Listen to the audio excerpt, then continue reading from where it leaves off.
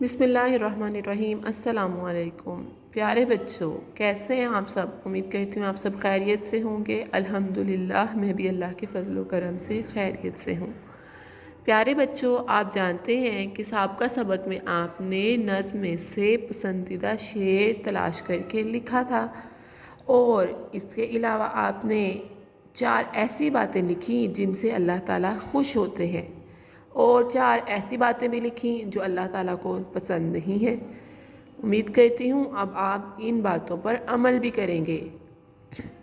جی ہاں پیارے بچوں، آج کا ہمارا نیا سبق رب کا حکم ماننے کے چند اشعار کی ہم نثر کرنا سیکھیں گے۔ جی ہاں، نثر کسے کہتے ہیں؟ پیارے بچوں، نثر کہتے ہیں کہ اشعار کو ہم نے جملوں کی صورت میں بیان کرنا ہے اور ان کی وضاحت کرنی ہے۔ جیسے آپ کو یہاں پر پہلا شعر نظر آ رہا ہے، پیدا کیا ہے اس نے، خالق ہے وہ ہمارا۔ جی ہاں پیارے بچوں، اس شعر میں کیا کہا ہے شاعر نے؟ شاعر نے ہمیں بتایا ہے کہ ہمیں اللہ تعالیٰ نے پیدا کیا ہے اور وہ ہمارا خالق ہے۔ اسی طرح دوسرا شعر ہے، کھانا دیا ہے اس نے، رازق ہے وہ ہمارا۔ کھانا دیا ہے اس نے، کس نے کھانا دیا ہے؟ جی ہاں، ہمیں اللہ تعالیٰ نے کھانا دیا ہے۔ اور اگر ہم اس شعر کی نثر لکھیں گے تو کیسے لکھیں گے کہ ہمیں اللہ تعالیٰ نے کھانا دیا ہے اور وہ ہمارا رازق ہے۔ جی، پھل پھول بیل بوٹے اس کی ضمیر سے پھوٹے۔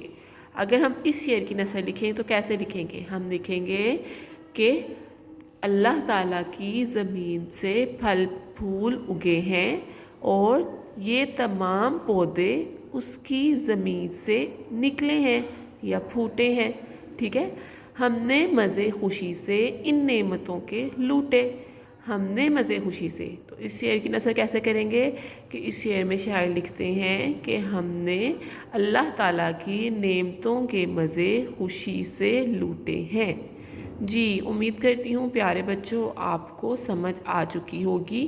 ایک دفعہ دوبارہ سے ہم اس کی دہرائی کرتے ہیں۔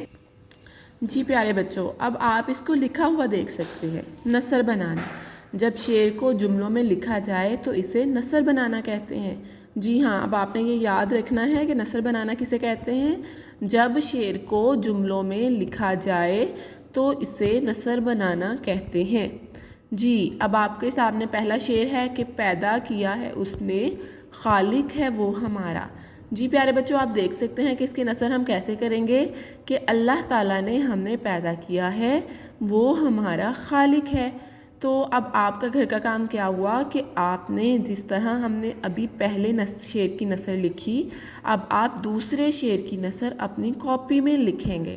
ٹھیک ہے، جیسے خوش خط یہاں آپ کو نظر آ رہا ہے نا کہ پیدا کیا ہے اس نے، خالق ہے وہ ہمارا، یہ شعر ہے تو اس کی نثر کیسے لکھی گئی ہے کہ اللہ تعالیٰ نے ہم نے پیدا کیا ہے، وہ ہمارا خالق ہے۔ اسی طرح اب آپ نے دوسرے شعر کی نثر اپنی کاپی میں تحریر کرنی ہے۔ جی پیارے بچوں، اب آپ کا گھر کا کام یہی ہے کہ آپ دوسرے شعر کی نثر اپنی کاپی میں خوش خط تحریر کریں گے۔ امید کرتی ہوں آپ یہ کام بہت اچھے طریقے سے کریں گے اور خوب مزے لے کر کریں گے۔ اور اب ہم نئے سبق کے ساتھ دوبارہ ملیں گے۔ اپنا خیال رکھیے۔ اللہ حافظ۔